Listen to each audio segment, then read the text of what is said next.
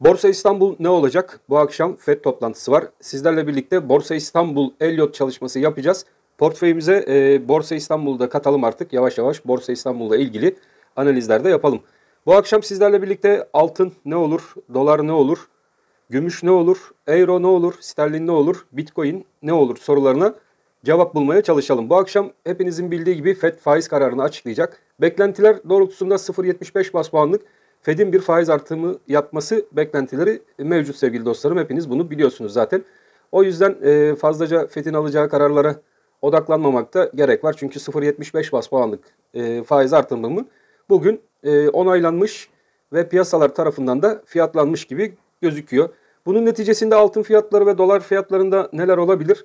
Hep birlikte teknik analiz yöntemini kullanaraktan burada bulmaya. O yüzden piyasa 0,75 bas puanı fiyatlamış olabileceğinden dolayı sevgili dostlarım, dolar tarafında Fed'in bir 100 bas puanlık faiz arttırımıyla birlikte yukarı yönlü hareketler sertleşebilir. Fakat 0,75 bas puanda piyasa gene rutin kaldığı yerden devam edecektir diye düşünüyorum.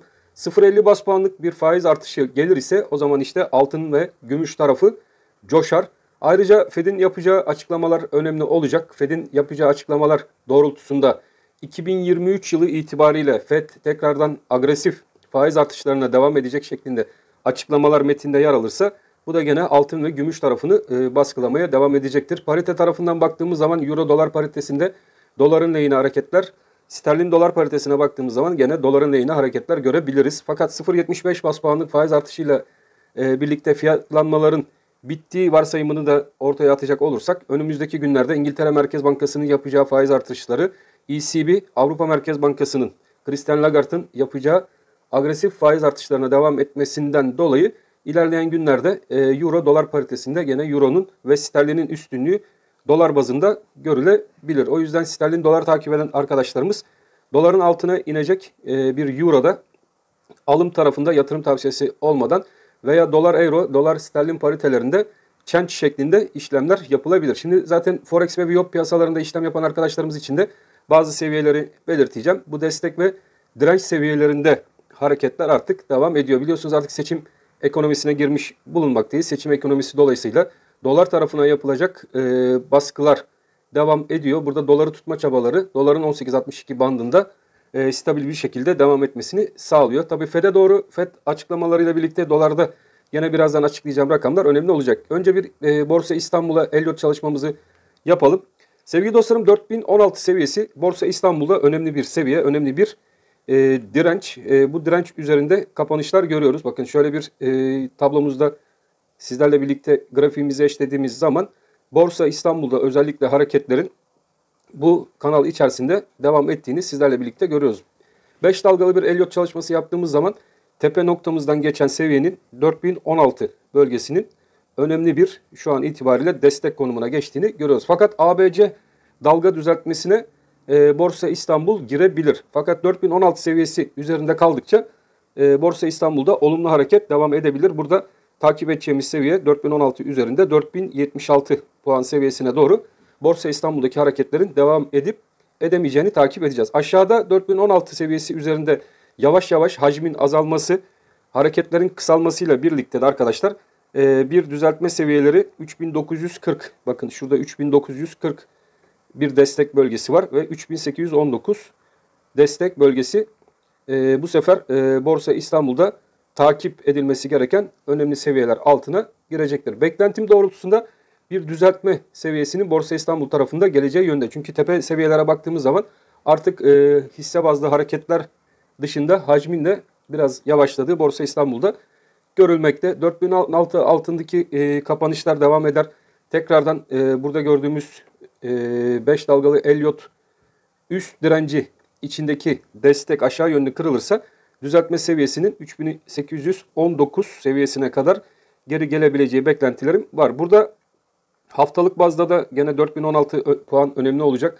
Haftalık kapanışlarda da gene 4016 seviyesi takip edilebilir. Eğer haftalık kapanışlarda da 4600, 4016 seviyesinin altında kapanışlar Borsa İstanbul'da başlar ise haftalıkta da o zaman 3652 puan seviyesine doğru arkadaşlar Borsa İstanbul'da bir düzeltme süreci içerisine girebiliriz. Şimdilik grafiğimiz bu şekilde. Borsa İstanbul'da takip edeceğimiz seviyeler bu üst yükselen trend çizgisinin üzerinde Borsa İstanbul kalabilecek mi? Önemli olan bunun takibi.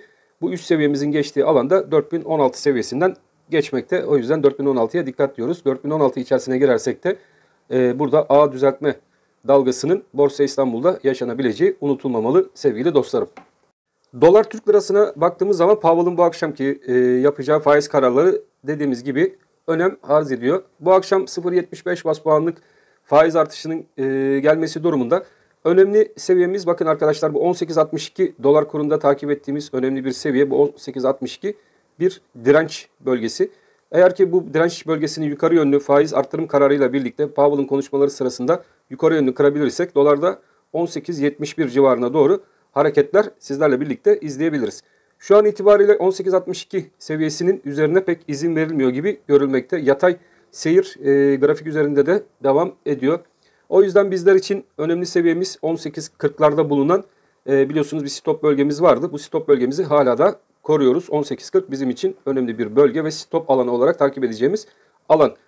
18.62 altındaki sarkmalarda ise dolar kurunda 18.49 seviyesine doğru aşağı yönlü hareketlerde izlenebilir. Kanalımız şu an itibariyle 18.40-18.71 geniş bant aralığında devam ediyor. Yukarı yönlü hareketlerin tekrardan devam edebilmesi için ise kısada şu 18.71 bant aralığının kırılması şart ki yukarı yönlü 19.50 civarına doğru giden bir dolar kuru sizlerle birlikte izleyebilelim. Grafik üzerinde şu an sizlerle birlikte takip ettiğimiz önemli seviyemiz bu. Burada bir yükselen üçgen biliyorsunuz dolar kurunda takip ediyoruz. Fakat bu üçgenin dışına sarkıp yatay hareket burada kilitlenmiş durumda. O yüzden diyoruz ki yukarıda 18.71, aşağıda da 18.40 hala da yatay giden dolar kurunda önemli bir seviye olarak izlenmesi şart sevgili dostlarım. Altın tarafına baktığımız zaman ons altındaki hareketler Fed'in faiz kararını açıklayacak olmasından kaynaklı olarak aşağı yönlü baskılanmaya devam eden bir altın ons sizlerle birlikte izliyoruz. 1633 dolarlar seviyesine doğru, desteğe doğru aşağı yönlü altın onsunda sizlerle birlikte hareketler izledik. Bu hareketler neticesinde orada tekrardan bir alım seviyesiyle ons altında karşılaştık. Bant aralığı olarak şu an 1630, hatta şöyle diyelim 1610 dolar seviyesi bizim için bir dip seviyesi. Burada bir dip kabul ettiğimiz seviye. Yukarı yönlü 1633 dolar bizim için bir destek. Ve buranın bant aralığı da 1660 direnci bölgesinden geçen alan.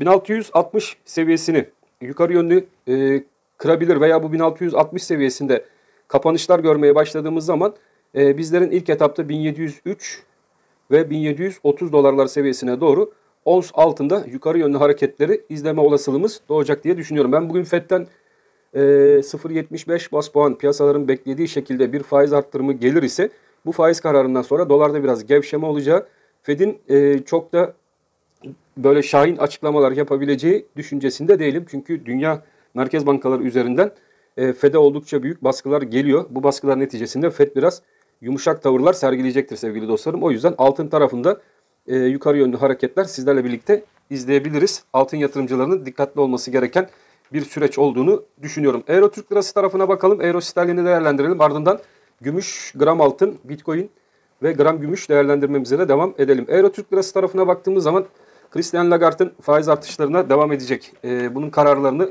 ECB faiz toplantısından sonra gördük. Orada da kararlılıkla enflasyonla mücadele için adımlar atılacağı belirtiliyor. Bant aralığı olarak takip ettiğimiz seviye şuradaki bant aralığımız bizlerin Euro Türk Lirası'nda. 18.35 bizler için bir destek bölgesi. Şuradaki 18.35 bir destek bölgemiz. Burada da gene kabul ettiğimiz dip seviyemiz 18 lira 27 kuruş seviyesinden Euro'da geçiyor sevgili dostlarım. Fed kararlarına doğru takip ettiğimiz seviye Euro ve sterlinde özellikle izlediğimiz seviye. Fed faiz kararlarına doğru dolar tarafında dolar lehine güçleneceği yönündeki hareketler.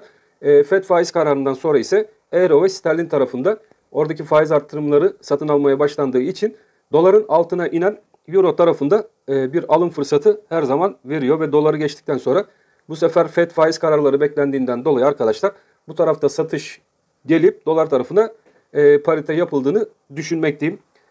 Dikkatli olunması gereken bir hafta özellikle Euro yatırımcılar için yukarıda 18.71 seviyesi hala önemli bir direnç seviyesi ve onun üzerinde 17.85'lere doğru bu hareketin devamını sizlerle birlikte Euro tarafında izleyebiliriz. O yüzden Euro'daki arkadaşlar da dikkatli olsunlar diye düşünüyorum ve stratejiyi de yatırım tavsiyesi olmamak koşuluyla bu şekilde kurabilirler. Sterlin Türk Lirası'na baktığımız zaman sterlin Türk Lirası'ndaki yukarı yönlü hareketler, Sunak biliyorsunuz orada bir başkan değişimi yaşandı. Başkan değişimiyle birlikte sterlin tarafında da yukarı yönlü hareketler bir miktar toparlanmışa benziyor. Sterlinde takip edeceğimiz en önemli destek seviyesi 21-26 seviyesinde bulunan destek. Bu destek üzerinde durdukça sterlinde yön yukarı yönlü devam eder. Çünkü 21-26 hala yükseliş, kısa vadeli yükseliş trendinin geçtiği alan. Burada da 21-26 üzerinde kalındıkça 21-75 ana hedef bölgesi olarak gözüküyor. Arada bir direnç 21-56 direncimiz var. Bu direnç takip edilebilir. Direnç üzerinde 21-75 ikinci direnç. Destek olarak takip edeceğimiz alan ise 21-26 seviyesinden geçen bölge. Sterlin yatırımcısı için bu alanlar takip edilebilir. Hareketler şurada çizdiğimiz alan içerisinde sterlindeki hareketleri taşıyacaktır diye düşünmekteyim. Burada bir de oluşum var. Görüyorsunuz 19.60 seviyesinden başlayan ve yukarıda da 21.50 civarından geçen bir oluşum. Bu oluşum yukarı yönlü kırılırsa da arkadaşlar, yani 21.56 üzerinde sterlindeki bu kırılım sert bir mum şeklinde de gerçekleşebilirse burada sterlinde yukarı yönlü hareketler 24 liralar civarına doğru da sterlini götürebilir. Sterlindeki arkadaşların da dikkatli olmasında fayda var diye düşünüyorum. Gümüş tarafına hemen geçelim. Gümüşten sonra da gram altın ve gram gümüş analizi yapalım. Gümüş ons. Gümüş onsla hemen başlayalım. Gümüş onsda bizler için 19.70 seviyesi önemli bir alan. Bu 19.70'i sizlerle birlikte takip ediyoruz. Çünkü 19.70'teki bu kuvvetli direnç bölgesini gümüşün onsunda yukarı yönlü aşmamız halinde bizlerin 20.50 seviyesine kadar önümüz açık. Bakın şuradan geçen bir 20.50 seviyesi takip edeceğiz gümüşün onsunda. 19.29 hala bizler için destek bölgesi ve yükseliş destek bölgesidir. Bunun üzerindeki kanal aralığımızda ons gümüş için 20.50 bant aralığı olacak. 20.50 üzerinde de kısadaki ana hedef bölgesi 21 dolar 26 sent civarından geçen bölge olarak takip edeceğiz sevgili dostlarım. Sizler de gümüşün onsunda verdiğim seviyeleri takip edebilirsiniz. Gram gümüş takip eden arkadaşlarımız hangi seviyeleri dikkatli bir şekilde takip etmeli? 11.53 desteğimiz var. Bu 11.53 desteği gram gümüşte dikkatli bir şekilde takip edilmeli. Çünkü 11.53 üzerinde kaldıkça burası kısada 12.24 ilk hedef bölgesi olarak görüleceğini düşündüğüm direnç seviyesi. Bu dirence doğru gümüşün gramında hareketler devam eder. 12.24'ün üstünde daha geniş bantlı bir hareketteyiz arkadaşlar. 12 lira 70 kuruş seviyesine doğru bir geniş bant 11.53 kapanışlarıyla burası da geniş bant olarak bir ana hedef bölgesi şeklinde takip edilebilir gram gümüş tarafında. Gram altın tarafına da hemen bakalım. Gram altında son durum ne şekilde?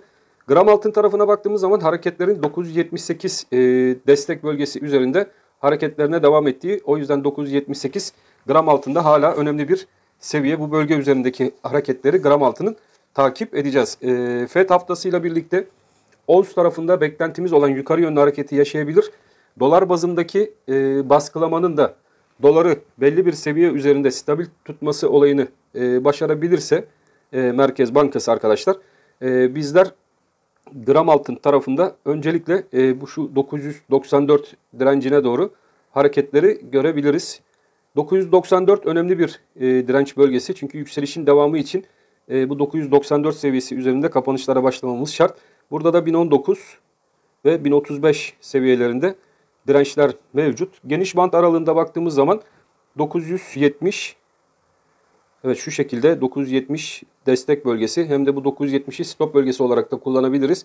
970-1035 bantları arasında seyrine devam edecek olan bir gram altın göze çarpıyor. Bitcoin tarafında hemen Bitcoin yatırımcılar için bakalım. Bitcoin tarafındaki son durum ne şekilde? Bitcoin'de bazı hedeflerimiz vardı. Evet, Bitcoin'de şurada büyüteyim daha net görün. Bitcoin takip eden arkadaşlarımız için. Bakın burada bir bayrak formasyonu oluşmuş durumda. Bu formasyona göre yukarı yönlü hareket 20.780 dolar üzerine atabilir ise Bitcoin'de yukarı yönlü hareketler beklentimiz dahilinde 24.000 dolar seviyesine doğru uzanabilir. Burada gene ilk etapta 21.000 dolar Bitcoin takip edenler için direnç bölgesi, dikkatle takip edilecek bir direnç bölgesidir. Bu direnç bölgesini aşmamız durumunda arkadaşlar Bitcoin'de yukarı yönlü beklediğimiz hareketler 24.000 dolar seviyesine doğru Bitcoin'i yukarı atabilir. Gene bu arada bizim ana hedef bölgemiz 24.000. Fakat Forex ve Viyop piyasasını takip edenler için ara dirençleri verelim. 22.000, 23.500 seviyesinde gene ara direnç ve onun üzerinde 24.600 direnç bölgesine doğru Bitcoin'de hareketler yukarı yönlü devam edecektir diye düşünmekteyim. Bu oluşumun çalışması, bu filamanın çalışmasıyla birlikte arkadaşlar bizler hızlı bir şekilde Bitcoin tarafında 21.000 dolarlar seviyesine doğru yukarı yönlü hareketi başlatabilir bu hareket. O yüzden sizlerin de dikkatli olmasında fayda var. Aşağı yönlü takip edeceğiniz destek 20.370 dolar seviyesinde bir desteğimiz mevcut. Onun altında da 19.280 seviyesinden geçen iki tane önemli destek bölgemiz mevcut. Bu desteklerin Bitcoin'de çalıştığını şu an itibariyle görüyoruz. Yukarı yönlü kırılımın 21.000 dolar üzerine atması bizleri burada teknik olarak 24.000 dolar seviyesine doğru taşıyacağını ben düşünüyorum. Nacizane fikrim bu yönde. Evet sevgili dostlarım, videolarımız hoşunuza gittiyse kanalımıza bir beğeni atmayı ve kanalımızı başka mecralarda paylaşmayı unutmazsanız da bizi çok memnun edersiniz. Ben hepinizi çok seviyorum. Hepinize hayırlı, bol kazançlar dileklerimle Allah'a emanet ediyorum. Hoşça kalın sevgili dostlarım.